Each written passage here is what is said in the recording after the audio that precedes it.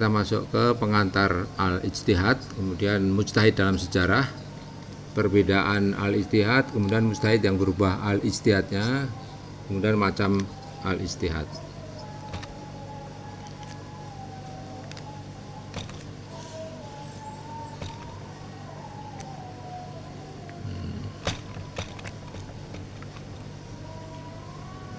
Nggak mau jalan ini.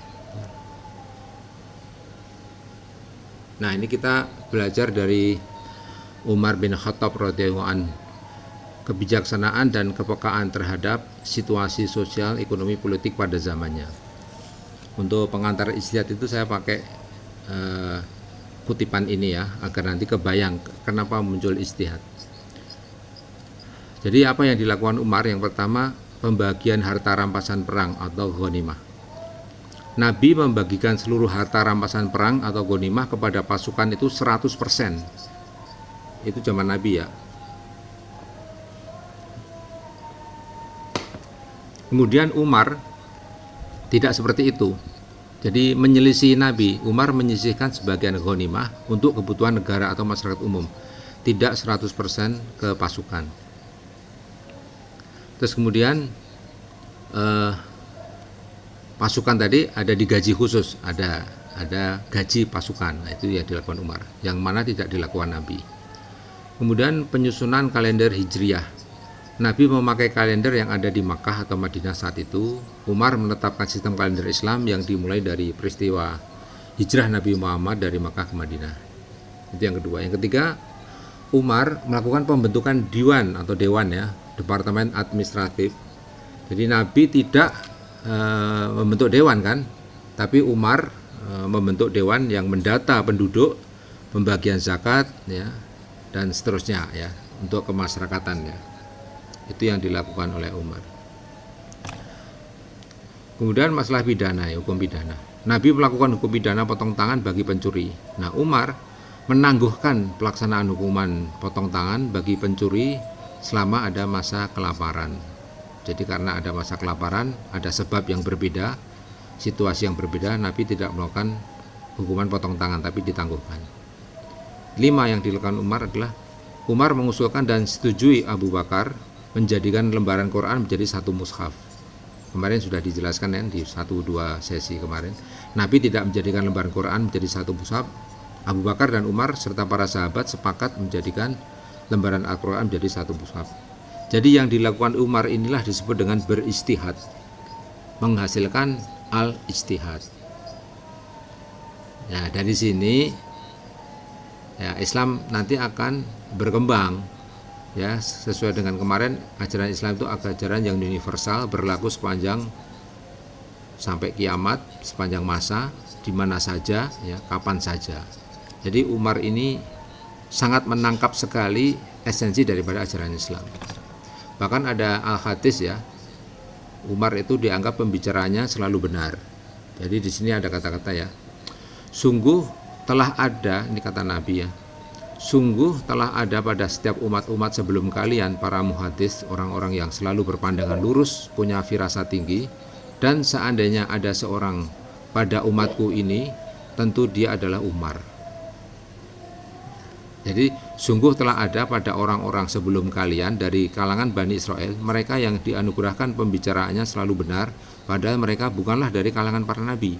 Dan seandainya ada pada umatku ini seorang dari mereka, maka tentu dia adalah Umar. Jadi ini kata Nabi, betapa Umar itu sangat menangkap esensi daripada ajaran Islam. Jadi Islam akan terus bisa berlaku sepanjang masa. Nah, al-ijtihad dan proses berijtihad Umar dan para sahabat ini dipelajari oleh ulama kemudian dirumuskan metodenya, diajarkan turun-temurun. Yang membukukan itu ada Imam Hanafi, Imam Malik, Imam Syafi'i, Imam Ahmad bin Hanbal. Jadi apa-apa yang dilakukan para imam madhab itu adalah juga bersumber daripada Nabi ya, bersumber daripada sahabat tabi'in ya, tabi'ut tabi'in ya, turun temurun gitu ya. Jadi bukan ngarang sendiri gitu ya. Oke, sekarang kita masuk ijtihad. Ijtihad dari kata jahada artinya bersungguh-sungguh. Ijtihadun itu kesungguhan. Secara istilah maknanya adalah ditulis dan diucapkan al-ijtihad, yaitu apa? Al-ijtihad itu hasil berijtihad seorang mujtahid. Pengertian berijtihad. Berijtihad itu berusaha menentukan ketetapan baru tentang hal-hal yang tidak ada atau tidak jelas ketetapannya, baik dalam Al-Quran maupun dalam Al-Hadis. Untuk apa? Untuk memenuhi keperluan hidup, lahir dan batin umat Islam, khususnya di suatu tempat atau pada suatu bagian zaman. Ini yang dilakukan Umar bin Khattab ya. Jadi karena keperluan hidup, lahir dan batin tadi berkembang, maka Umar melakukan yang disebut al-ijtihad. Ini beberapa definisi tentang al-ijtihad ya. Jadi al-ijtihad itu ketetapan hukum, aturan dan lain-lain yang baru.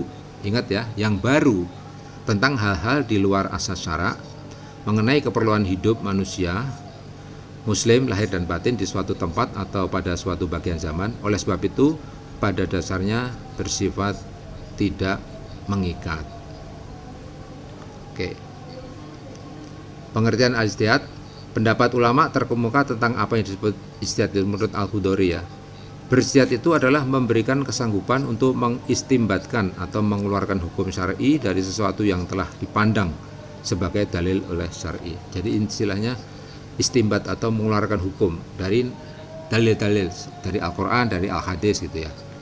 Atau menurut Ibnu Qayyim, ra'yu atau sebutan lain bagi ijtihad pada masa awal perkembangan Islam adalah sesuatu yang dibisikkan oleh hati setelah berpikir, membahas dan mencari untuk mengetahui suatu kebenaran.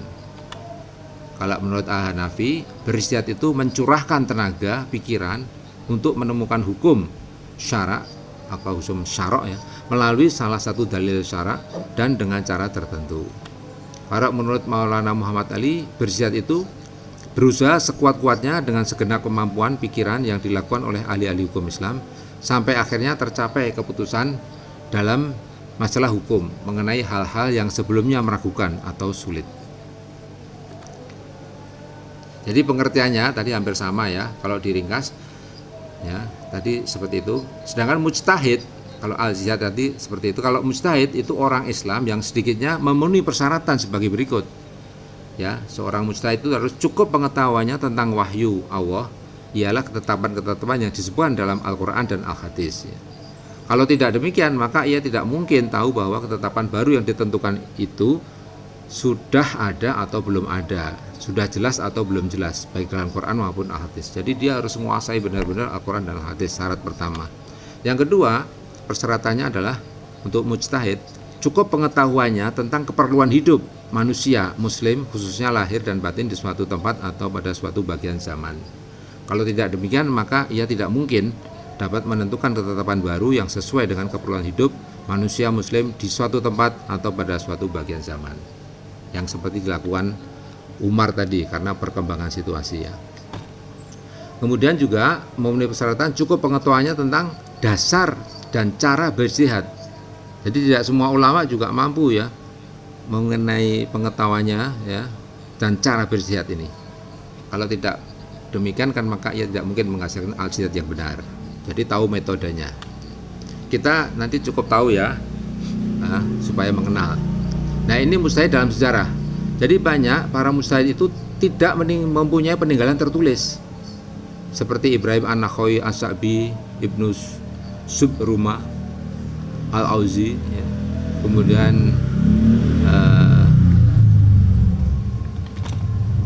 Al-Thawri yang terkenal kan, Al-Thawri Al-Lais ya. Kemudian Ibnu Rahawai At-Tabari ya. Itu semuanya adalah ulama-ulama besar, guru-gurunya ya, para ya ulama-ulama ini guru-gurunya, tapi mereka itu tidak meninggalkan kitab tertulis. Jadi hanya bicara lewat audio kemudian sampai turun temurun gitu ya, disampaikan seperti itu. Nah, kemudian muncul mujtahid yang mempunyai peninggalan tertulis. Jadi mujtahid berikut ini mempunyai peninggalan al-ijtihadnya yang tertulis dan dibukukan, dan yang sampai dewasa ini masih tersimpan dan terpelihara dengan baik. Mereka terkenal dengan sebutan imam-imam mujtahid yang 4. Ya, jadi ini yang meninggalkan kitab tertulis. Maka disebut sebagai nanti pendiri madhab. Sebenarnya dia hanya mengumpulkan pendapat-pendapat guru-gurunya, kemudian dia tulis, dan juga pendapatnya dia sendiri juga. Jadi pertama Abu Hanifah lahir 80 Hijriah, wafat 150 Hijriah atau Masehi, lahirnya 699 Masehi, wafat 767 Masehi. Nama lengkapnya saya nggak usah sebut ya, panjang. Dia sebagai peletak dasar atau pentaksis ya, peletak asas madhab Hanafi. Daerah madhab ini sekarang terutama sekali di Mesir, Irak, Turki, Albania, Afghanistan, India, Pakistan, Bangladesh, Turkestan, dan bagian tenggara ex-Uni Soviet. Ini populer daerah-daerah ini memakai madhab Hanafi. Yang kedua, Malik. Ya, nama lengkapnya Malik bin Anas, pentaksis madhab Maliki. Daerah madhab ini sekarang terutama sekali di Maroko, Aljazair, Tunis, Tripoli, Mesir, Sudan, Palestina, dan lain-lain. Yang ketiga, penulis kitab fikih ini adalah Syafi'i. Ya. Nama lengkapnya adalah Abu Abdullah Muhammad bin Idris Asy-Syafi'i. Beliau peletak asas madhab Syafi'i. Daerah madhab ini sekarang terutama sekali di Mesir, Hijaz itu Arab Saudi, Yaman, ya gitu ya, Syam, Kurdi, Indonesia, Thailand, Kamboja, Laos, Annam, Sri Lanka, Filipina. Nah, Indonesia masuk di sini, Syafi'i ini. Ini kalau istilahnya Ustaz sekarang 4 bintang ya, para ulama-ulama fikih ini. Tapi sebenarnya kenapa disebut begitu? Karena mereka itu memiliki peninggalan tertulis. Nah, gitu. Terus Ahmad bin Hambal ini yang terakhir. Peletak dasar madhab Hambali. Daerah madhab ini sekarang terutama sekali di Hijaz, ya, di Arab Saudi, Mekah, Madinah, ya, Qatar, Uni Emirat Arab itu kebanyakan Ahmad bin Hambal. Dulunya tidak ya, tapi sekarang jadi Ahmad bin Hambal. Kalau kita urutkan, yang tertua adalah Abu Hanifah, Malik, Syafi'i, Ahmad bin Hambal. Nah, kemudian barulah setelah itu muncul imam-imam hadis, pembuku-pembuku hadis, Imam Bukhari, Muslim, Abu Dawud, Tirmidzi, Nasai, Majah. Yang kemarin itu BM data nama itu ada di belakang ulama-ulama mujtahid ini. Jadi ketika Imam Syafi'i misalnya menyusun pendapat-pendapatnya atau mengutip guru-gurunya, kemudian membukukan, itu belum lahir itu Bukhari. Kalau lahir toh masih kecil, belum muncul yang namanya kitab Sahih Bukhari itu ya, kitab Sahih itu belum muncul. Jadi bahkan Ahmad bin Hambal ini memiliki buku sendiri kan, Musnad Ahmad ya, kitab hadis sendiri. Bukan berarti Abu Hanifah, Malik, Syafi'i, Ahmad bin Hambal itu tidak memakai hadis, enggak. Makanya dia tidak pernah ngutip Bukhari ya, Bukhari belum ada. Makanya kalau sekarang orang membandingkan itu pendapat Syafi'i kok nggak pernah ngutip Bukhari. Nah, memang sejarahnya begitu kan.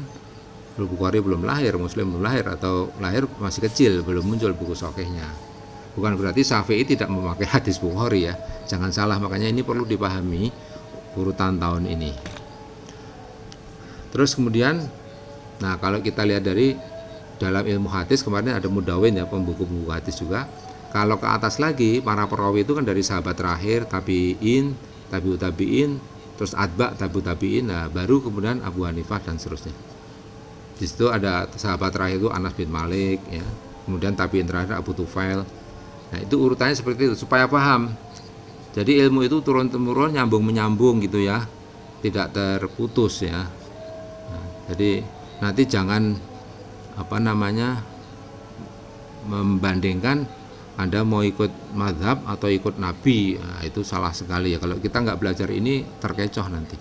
Berarti orang itu kan nggak belajar fikih ya. Jadi imam-imam mujtahid itu nyambung ke Nabi semua. Bukan berarti kalau kemudian ada hadis kelihatannya kok berbeda dengan pendapat Syafi'i, itu bukan sekedar teksnya saja berbeda, tapi nanti kita pelajari kenapa kok berbeda. Oke, kita lanjut ya. Perbedaan al-ijtihad. Tidak semua al-ijtihad ialah ketetapan al-ijtihad itu satu sama lain selalu sama saja, walaupun hanya tentang hal yang sama.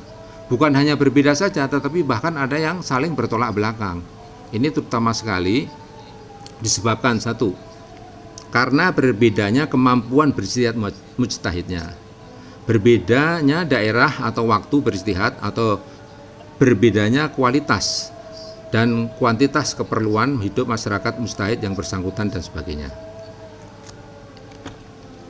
Contoh yang sama ya, dalam masalah hukum perdata, bayinah atau keterangan dituntut kepada orang yang mengajukan gugatan atau dakwah, sedang sumpah dituntut kepada orang yang ingkar, ialah tergugat. Ini saya kutip dari buku Hukum Islam Profesor T.M. Hasbi As-Siddiqi nomor 2117. Hukum ini disepakati para mujtahid. Berarti antara para mujtahid yang 4 tadi dan yang lain-lain juga itu sama, artinya sepakat setuju. Terus yang sama lagi adalah masalah hukum perang. Apabila seorang harbi atau orang dari golongan musuh dalam suatu peperangan dengan negara umat Islam datang masuk ke negeri atau daerah umat Islam yang dimusuhi, bukan hendak menyerang, jadi bukan hendak menyerang, maka orang Islam yang bersangkutan tidak dibenarkan menawanya. Hadis ya, Hukum Islam nomor 2205 disepakati oleh Imam Malik dan Ahmad. Jadi mungkin imam yang lain berbeda. Nah, ini yang berbeda ini. Kalau yang sama tadi udah, yang berbeda. Belalang boleh dimakan menurut Syafi'i. Ya, belalang boleh dimakan. Tapi ada juga pendapat yang lain, belalang yang mati sendiri, berarti kan bangkai ya, mati sendiri, tidak boleh dimakan menurut Malik. Jadi menurut Malik yang boleh dimakan itu belalang yang ya sengaja dibunuh gitu ya, hidup disembelih atau diapain lah, atau dipukul atau di mana. Tapi kalau Imam Syafi'i ya mau mati sendiri, mau dimatikan itu boleh dimakan. Ini kan berbeda. Jadi wajar ya para mujtahid itu berbeda karena berbeda perspektif, berbeda cara mandangnya. Kemudian dalam masalah sewa menyewa. Ini menurut Syafi'i ya, apabila seorang menyewakan suatu benda dalam tempo yang sudah ditentukan tentang batas habis waktunya, kemudian benda yang disewa itu oleh si pemiliknya dijual kepada orang lain, maka penjualan itu sah. Jadi ketika nyewa barang kemudian pemiliknya bilang dijual, itu sah. Tapi menurut Imam Abu Hanifah tidak sah penjualan tersebut, dan si penyewa boleh memilih antara membenarkan penjualan itu dan membatalkan persewaannya, atau menolak penjualan itu dan meneruskan persewaannya. Nah ini kan berbeda ya, yang satu sah, yang satu tidak sah tapi ada syaratnya. Kemudian yang bertolak belakang ya, jadi tidak hanya berbeda tapi malah bertolak belakang 180 derajat ya. Dalam masalah binatang kurban atau udhiyah, menurut Imam Malik tidak sah menyembelih binatang yang pincang ya. Besok kan kita hari kurban ya, Idul Adha. Itu menurut Malik tidak sah menyembelih binatang yang pincang. Tapi menurut Abu Hanifah sah menyembelih binatang yang pincang. Ini kan bertolak belakang banget. Nah, jadi kalau kita sudah biasa belajar berbeda begini, insya Allah nanti kalau debat nggak terlalu banget itu ya, seperti tadi yang Ibu sampaikan tadi, ngono ya, tapi jangan sampai menyesatkan, menyalahkan manhaj dan sebagainya. Tidak sah, ini sah. Terus kemudian dalam masalah persuami istrian, dihukumi bercerai sepasang suami istri yang sama-sama murtad, itu Imam Malik dan Ahmad. Terus oke lanjut ya. Dihukumi tidak bercerai sepasang suami istri yang sama-sama murtad. Jadi itu menurut Abu Hanifah. Terus kemudian perbedaan ijtihad oleh satu orang sendiri, yaitu siapa? Imam Syafi'i.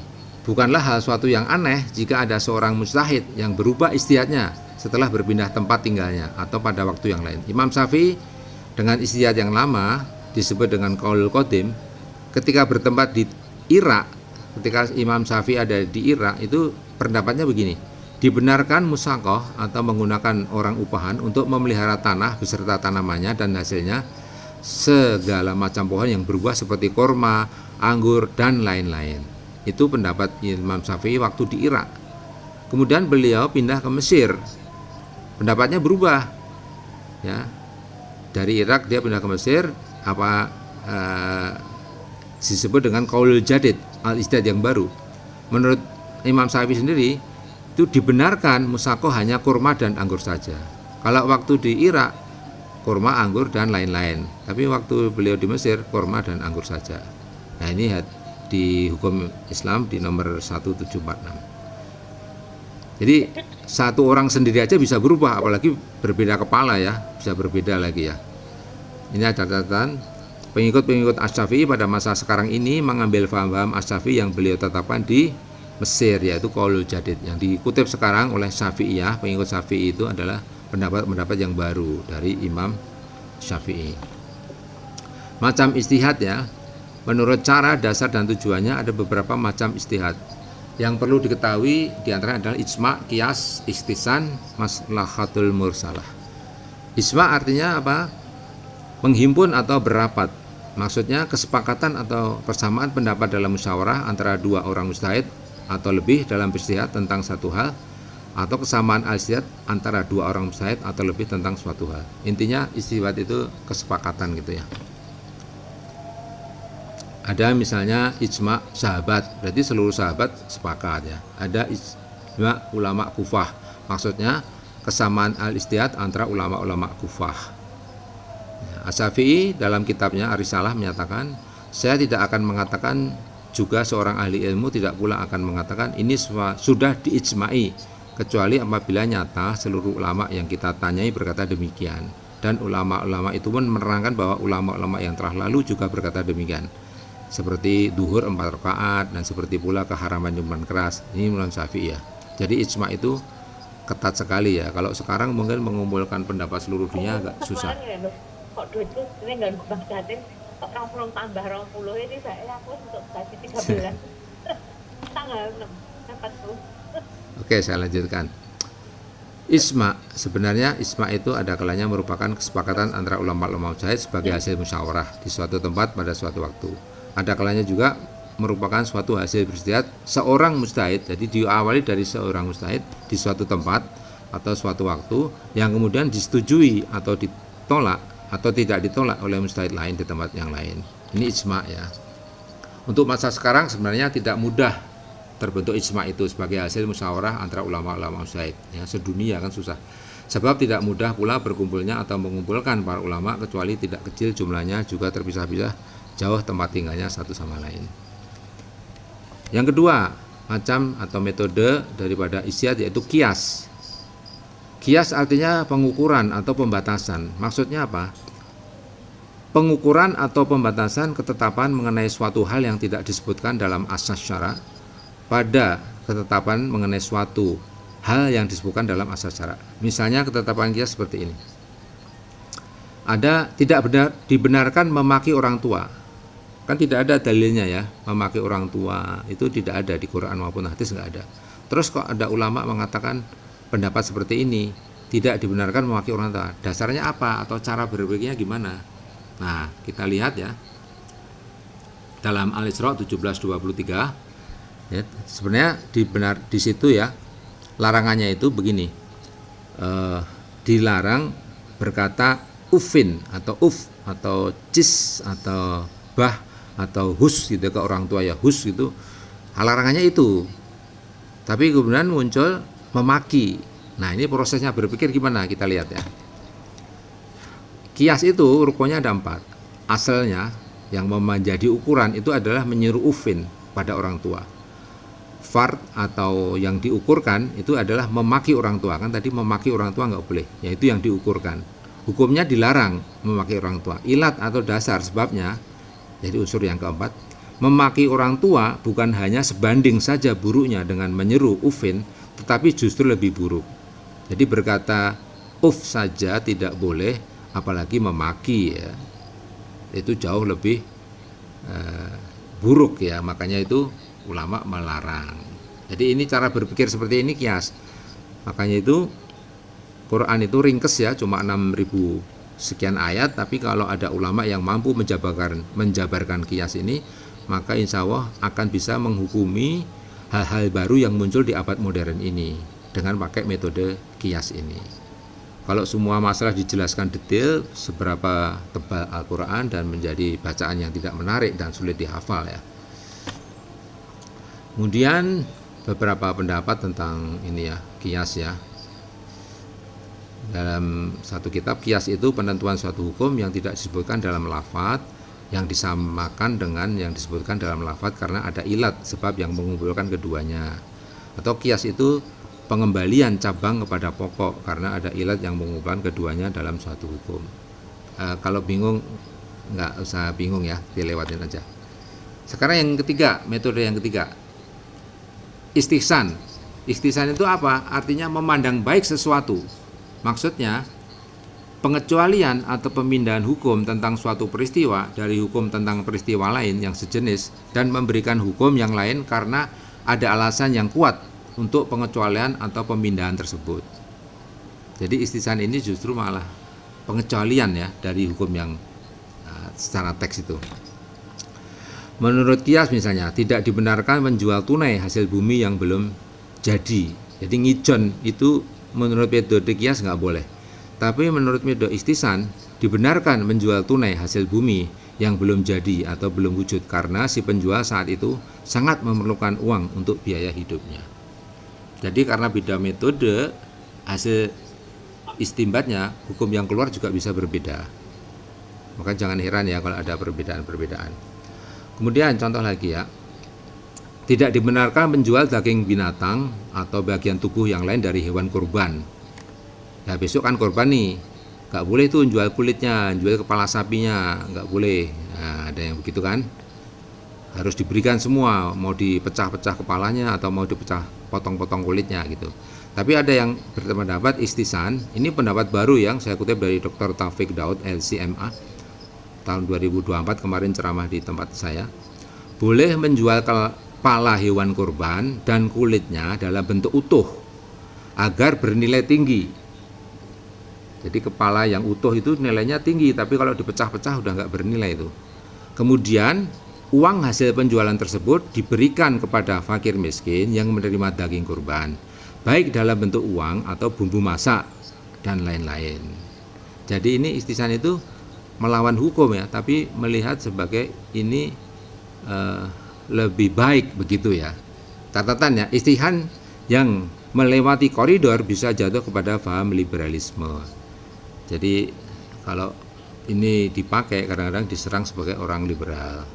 Seperti tadi Umar itu kan terlalu berani ya. Mungkin ada orang menganggap kalau Umar hidup zaman sekarang, Umar itu liberal. Mungkin bisa ada yang ngecap gitu ya. Oke, tentang istihsan ini ada yang memang setuju dan tidak setuju. Ulama Hanafiyah menggunakan istihsan, demikian pula ulama Basrah. Tetapi ulama Irak pada umumnya menolak. Jadi kalau bahasa sekarang main berani lah, main berani, memakai istihsan itu berani lah.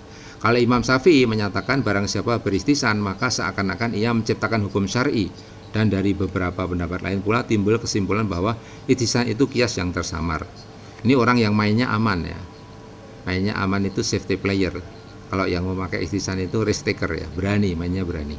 Catatan ya, main aman sih boleh, itu pilihan ya, tapi tidak perlu memojokkan yang main berani. Nanti akan terprosok ke paham khawarij atau ekstrem kanan. Terlalu main aman tapi menyalahkan orang yang berani, nggak perlu. Sebaliknya, orang yang bermain berani itu pilihan juga, tapi tidak perlu memojokkan yang main aman. Nanti akan terprosok paham liberalisme juga, ekstrem kiri. Jadi kalau ya tengah-tengah seperti kemarin kan saya gambarkan, hijau, kuning, biru ya, kemudian ada merah di kiri kanan ya. Kita main di tengah. Beberapa pendapat tentang istihsan ya. Istihsan itu menurut At-Tufi berpaling dari hukum tentang suatu masalah dari masalah-masalah yang sebanding karena ada dalil syar'i tertentu.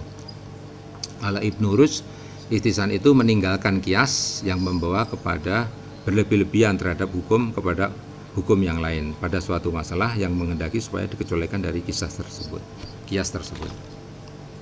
Oke, yang keempat, saya cepatkan ya, maslahatul mursalah. Maslahatul mursalah artinya menuju kepada kemaslahatan.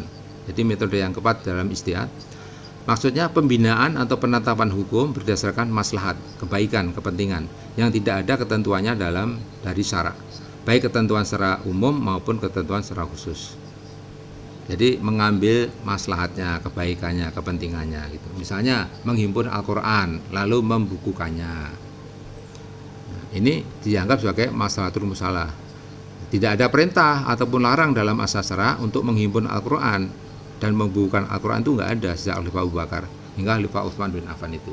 Akan tetapi mengingat kedudukan Al-Quran sangat penting sekali sebagai pegangan hidup, maka dilakukan maslahatul musalah tersebut, ialah menghimpun dan membukukannya, dan nyatanya hingga sekarang sangat besar manfaatnya dan insya Allah sampai hari kiamat. Nah, metode ini disebut dengan maslahatul mursalah. Pendapat lain tentang maslahatul mursalah, Hasbi As-Siddiqi ya, maslahatul mursalah itu memelihara maksud syara dengan jalan menolak segala yang merusakkan makhluk. Ulama usul, maslahatul mursalah itu istislah, ialah penetapan hukum pada masalah-masalah yang tidak ada nas syara padanya, tidak ada pula ijma, kesepakatan pendapat ulama mujtahid, berdasarkan memelihara maslahatul mursalah, yakni suatu masalah yang tidak ada dalil yang tegas menghargainya dan tidak ada yang tegas menolaknya.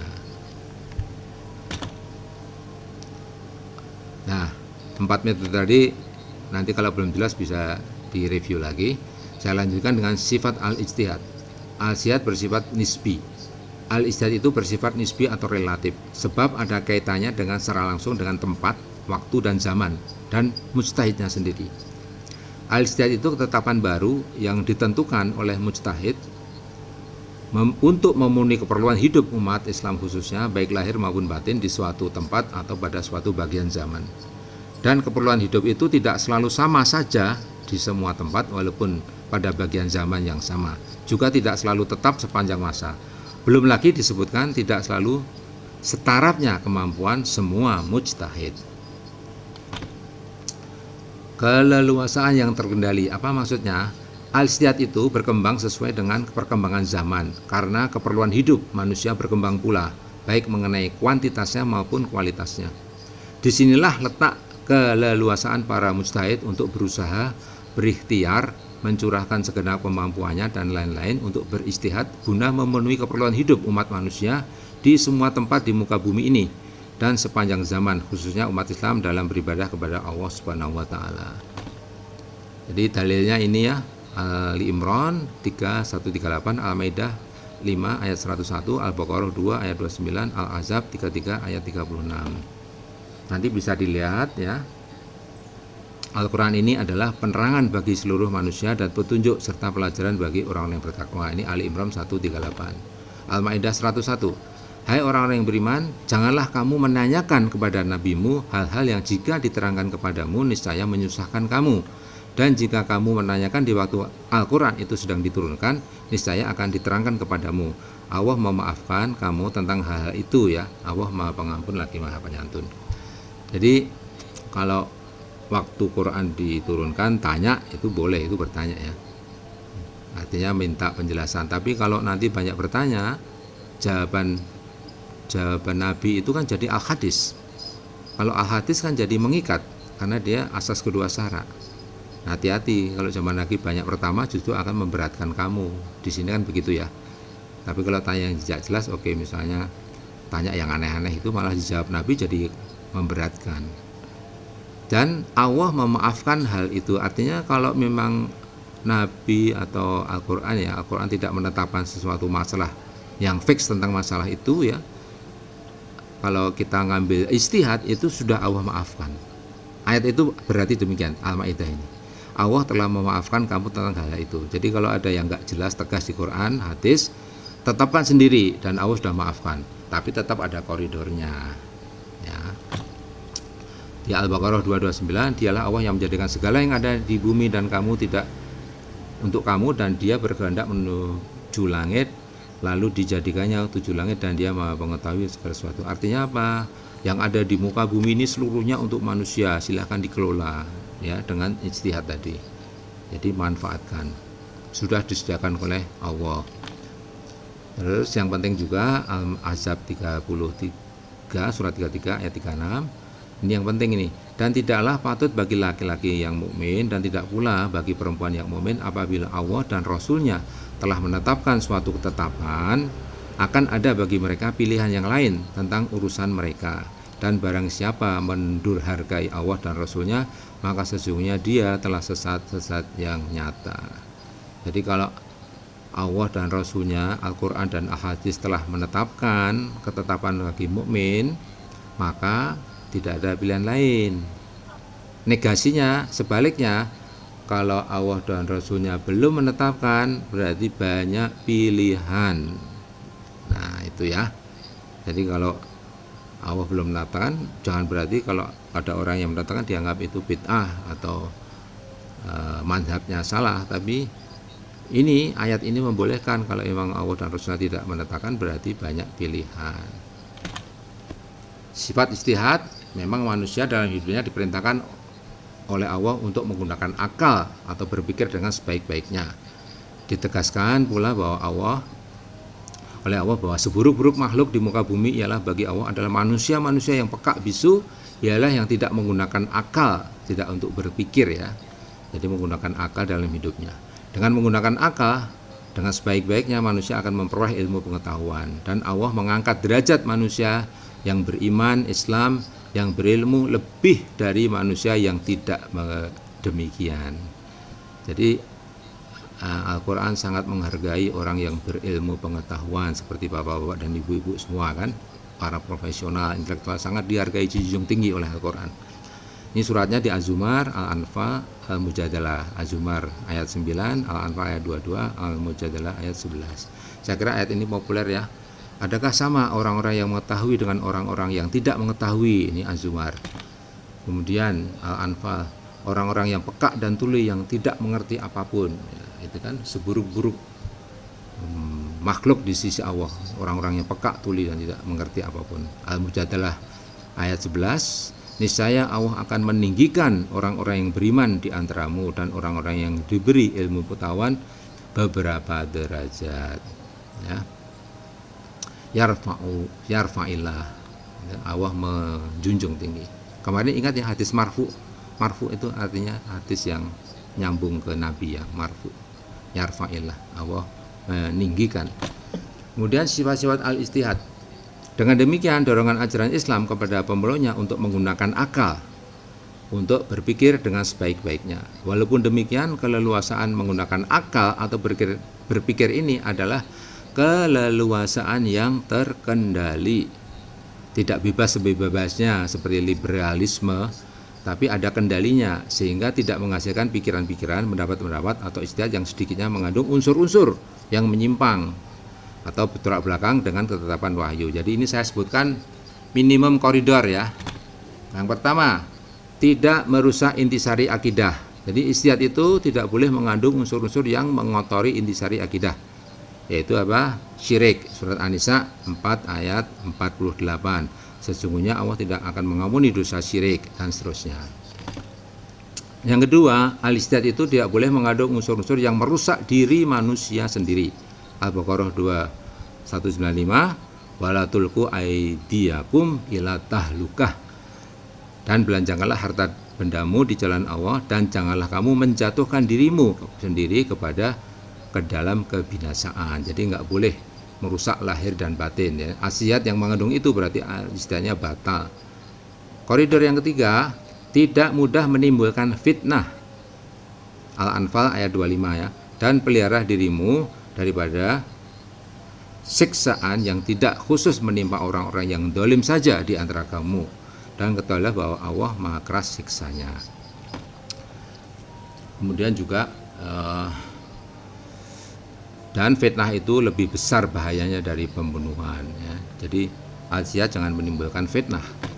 Yang keempat koridornya, tidak mengandung unsur-unsur yang mudah menjerumuskan diri atau keluarga kepada sikap, tutur kata atau tingkah laku yang diancam dengan siksa neraka atau siksa nar. At-Tahrim surat 66 ayat 6. Ya ayyuhalladzina amanu qu anfusakum wa ahlikum naro. Ayat ini populer kan? Hei orang-orang yang beriman, pelihara dirimu dan keluargamu dari api neraka ya. Terus batasan yang kelima ya, al-ijtihad tidak boleh mengandung unsur-unsur yang merusak kerukunan dan keutuhan umat Islam sendiri pada umumnya. Ali Imran 3 ayat 103, janganlah kamu bercerai-berai, wa'tasimu bihablillahi jami'ah wala tafarruqu, dan janganlah kamu bercerai-berai. Terus kemudian kok kecil ya? Suaranya kecil.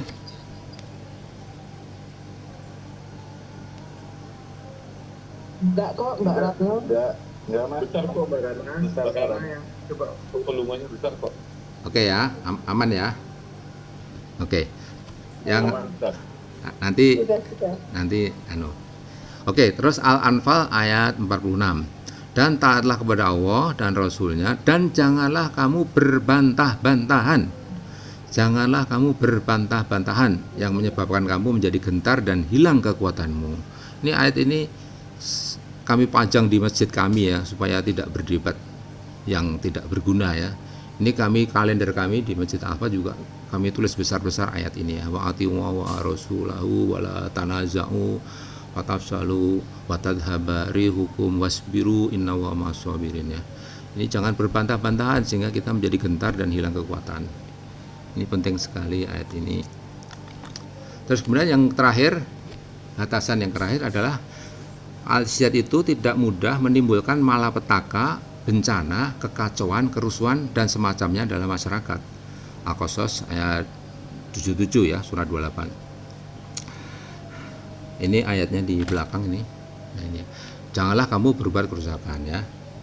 Wala tabil fasada fil ard itu ya. Kalau ini catatannya, jadi koridornya minimal ada 6 ya, 6 di atas tadi ya, nanti bisa direview lagi. Boleh ditambahkan, misalnya tidak mengandung unsur penipuan atau gharar dan lain-lain boleh. Saya kasih contoh ilustrasi saja. Apa ya? Mungkin yang saya pakai ini sajadah contohnya ini. Bisa kelihatan ya, ini sajadah ya, sajadah. Sajadah ini bukan urusan dunia ini. Semua urusan itu ada aspek akidah, syariah, akhlaknya ini. Cuma ini boleh nggak sajadah ini? Ini saya tunjukkan ini. Dicek terhadap 6 batasan di atas. Ya, coba ya. Kalau mau ngecek gimana? Cek dari awal. Contohnya. Misalnya, apakah ini merusak inti akidah ini? Sajadah ini? Saya kira enggak ya. Oh, maka lolos ya. Terus kemudian, apakah ini mengandung unsur yang merusak diri manusia? Saya kira juga enggak, ini halus, enggak tajam, kalau sujud juga enggak berdarah gitu ya. Menimbulkan fitnah, ini enggak ada tulisan apa-apa nih, enggak ada tulisannya misalnya NU jelek, Muhammadiyah jelek, enggak ada kan? Yang merusak, menimbulkan fitnah gitu. Terus tidak juga diancam siksa neraka ini, juga tidak merusak kerukunan umat Islam, ya. Bisa memojokkan organisasi yang lain gitu, juga tidak menimbulkan malapetaka, bencana, kekacauan. Jadi karena sajadah ini lolos dari 6 koridor, maka ijtihad sajadah ini benar nih, yang merancang desain ini benar. Sekarang bayangin kalau sajadah ini bergambar, misalnya mohon maaf nih wanita yang tidak nutup aurat, boleh nggak itu? Nah seperti itu contohnya. Jadi tidak benar kalau ini urusan dunia ini nggak ada kaitannya dengan agama, itu sekuler banget itu. Semua urusan ada kaitannya dengan akidah, syariah, akhlak. Ya tadi koridornya 6 tadi minimal, ditambah gharar jadi 7 juga boleh, atau ditambah lagi yang lain. Jadi gitu ya, nggak ada ini urusan dunia, semua urusan nanti kaitannya sama akhirat. Oke. Jadi perkembangan zaman dengan segala bentuk dan macam hasil serta akibatnya, baik yang terasa positif maupun negatif, meningkatkan mutu kualitas dan jumlah kuantitas keperluan hidup manusia termasuk umat Islam dalam berbagai bidang kehidupan dan penghidupan. Semua itu mendorong tampilnya ulama-ulama mujtahid dalam bidang-bidang tersebut, seperti dalam bidang ekonomi, sosial, budaya, ilmu pengetahuan dan sebagainya, atau Ipolek, Sosbud, Mil, Iptek. Nah harapan kami alumni PAI, baik yang Zoom maupun yang offline ya, alumni PAI akan menjadi jembatan penghubung antara ulama mujtahid dengan ahli Ipolek, Sosbud, Mil, Iptek. Ya, apabila lanjut belajar lagi kita ini setelah belajar PAI, belajar bahasa Arab, ilmu alat, usul fikih, kaidah fikih, ilmu mantik dan lain-lain, ya akan meningkat lagi. Ya, kita kemampuan kita menjadi jembatan. Orang profesional alumni PAI akan menjadi ulama mujtahid spesialis bidang tertentu. Bapak bidang gigi, ya di ulama mujtahid bidang gigi. Nah, itu bisa. Ya. Jadi kondisi saat ini kerumitan istilah agama manhaj kayak bid'ah, khurafat, hadis mu'alak, disokehkan dan lain, itu kan bikin pusing kalau kita nggak belajar. Bapak mungkin bisa bandingkan sekarang setelah terima PAI agak mohon maaf ya, bukan kemarin nggak bisa, tapi mungkin paham bahwa oh ternyata mu'alak itu begini ya. Kemarin Adi Hidayat ngomong itu hadisnya mu'alak, kita nggak kebayang mu'alak itu yang kayak apa, sekarang udah kebayang.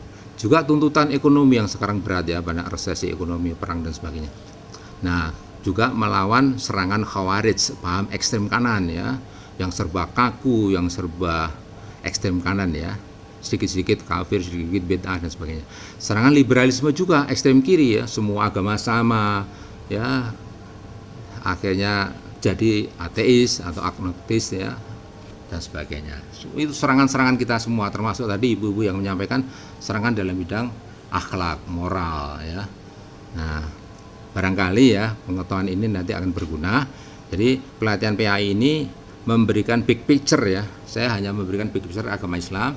Silakan nanti diperdalam lagi masing-masing, mau tafsirnya atau hadisnya atau di al-istihadnya, kan banyak buku-buku tentang istihad. Nanti kalau ibu-ibu baca buku ini, fatwa kontemporer ini ya, fatwa kontemporer dari Yusuf Qaradawi, itu nanti banyak istilah yang kita pelajari saat ini akan muncul dan nanti bisa paham ya. Nanti silakan, ini ada 3 jilid ya, dipelajari itu fikih-fikih yang kontemporer. Nah, kita dari mukallid tidak paham, jadi ikut tapi nggak paham. Saya sholat duhur marahkan ya, pokoknya karena guru saya begitu, ustadz saya begitu. Tapi kalau sekarang mutabe atau makmum itu ikut dan paham. Sebenarnya target pelatihan PAI itu alumni PAI offline ada grupnya ya. Kalau di offline itu ada grupnya WA khusus, kita ada grup kita bentuk. Kemudian nanti bisa konsultasi atau kita saling sharing lah ilmu di situ. Silakan nanti kalau yang online mau dibentuk juga khusus juga boleh. Kita nanti sharing di situ, sharing tukar-menukar ilmu. Nah, mutabe ini ikut tapi paham, seperti kenapa saya ikut Syafi'i ya, karena saya paham Syafi'i itu bagaimana. Atau saya ikut qiraah Hafiz, Imam Hafiz atau Asim ya, karena saya sudah belajar qiraat ada 7. Kalau saya pelajari semua saya pusing, saya pilih Asim karena guru saya juga sudah Asim. Ngapain saya belajar ke Ibnu Katsir dan lain, nanti bingung kan. Ihdinas siratal mustaqim siratal ladzina an'amta 'alaihim ghairil maghdubi 'alaihim, malah nanti bingung jamaahnya kalau kita jadi imam. Ya sudah, yang umum di sini Asim, pakai Asim. Jadi target kita sekarang menjadi mutabe, yang ikut tapi paham. Nah, kalau nanti belajar lagi ilmu alat, belajar bahasa Arab dan seterusnya, ilmu mantik, ya kita nanti jadi ulama insya Allah. Jadi kemarin yang ditanyakan Albani itu siapa ya? Semula tukang jam, tapi belajar terus akhirnya jadi ulama. Imam Hanafi dulu juga pedagang kain, tapi terus belajar terus akhirnya jadi ulama besar. Jadi ulama mujtahid itu level yang tertinggi, itu di samping dia paham, menguasai ilmu alat, mampu beristihad, juga mengetahui situasi keperluan hidup, Ipolexos Butmil Iptek pada zamannya. Kalau sekarang ini seperti MUI, ya berat menguasai seluruhnya, bisa dibantu oleh ahli-ahli spesialis seperti bapak-bapak dan ibu semua, bisa menjadi tim ahli ya. Tapi karena tadi belajar PAI jadi bisa menjadi jembatan. Kalau hanya ahli nggak paham Quran hadis juga ya bingung juga nyambungnya gimana ya. Kalau kita insya Allah sudah bisa nyambung. Mungkin itu materinya. Dilanjutkan dengan tanya jawab, silakan. Assalamualaikum warahmatullahi wabarakatuh.